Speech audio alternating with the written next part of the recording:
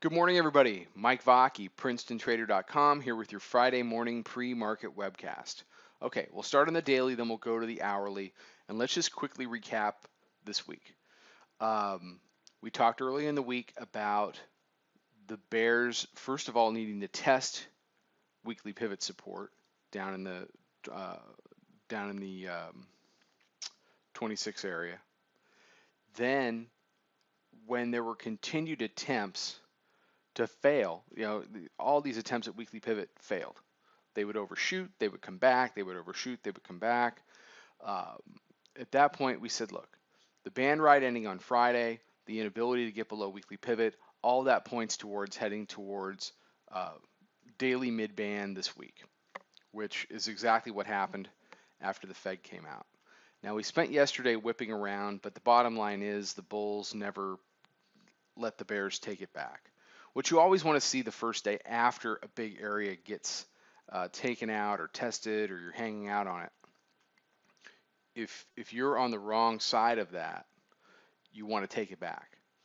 We've seen that several times during the course of the uptrend where the bears would break below, even close below the daily mid band, and then in the following session, you would see the bulls battle back and take the level back and close above and then some. The Bears wanted to do that to the Bulls yesterday, and they just couldn't do it. Now, not all is well in bull land. As we hop over to the hourly chart, what you can see here is you can see these lower highs that are developing. It's very unusual for a key area like the daily midband not to get retested in the next, in the following one to two sessions after this kind of a move. So should we get a pullback to the 56 area? Yeah. Is this the beginnings of it? Probably. The fact that Asia and Europe they really had no interest in pushing it up, and in fact kept a lid on it, suggests that maybe we can go ahead and head down. Now, the fact that we stayed above it all day yesterday without really threatening it at all gives the advantage to the bulls on the retest. Meaning we head down to the mid band.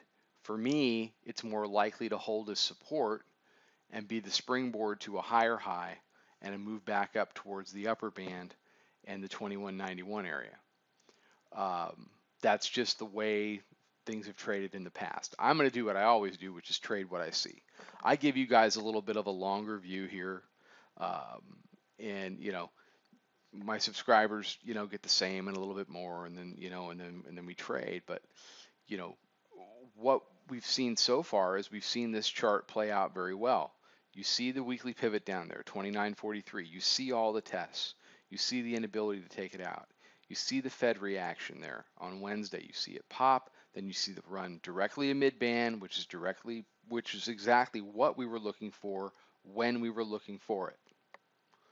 At that point, either we were going to see follow through or they were going to take it right back.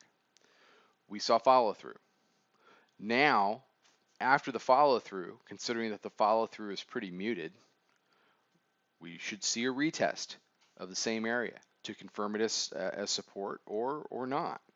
So as we head into next week, we're going to get a new weekly pivot, and we're going to get into this same discussion all over again.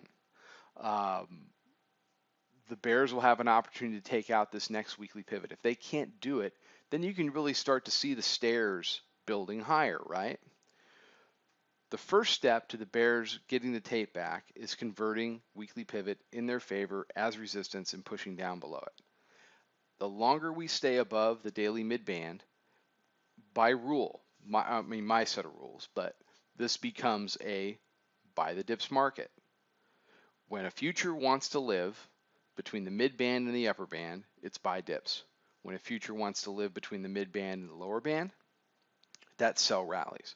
If you operate on that basis every day, more often than not, you're going to be on the correct side of the trade. And then it's a matter of managing risk and managing, whatever positions you happen to be in at the time. So everybody have a fantastic day. Have a fantastic weekend. Follow us over at Twitter at Princeton Trader. Come check out the website, PrincetonTrader.com. Come check out the chat room. I'll be back Monday morning with another webcast. Trade them well, everybody.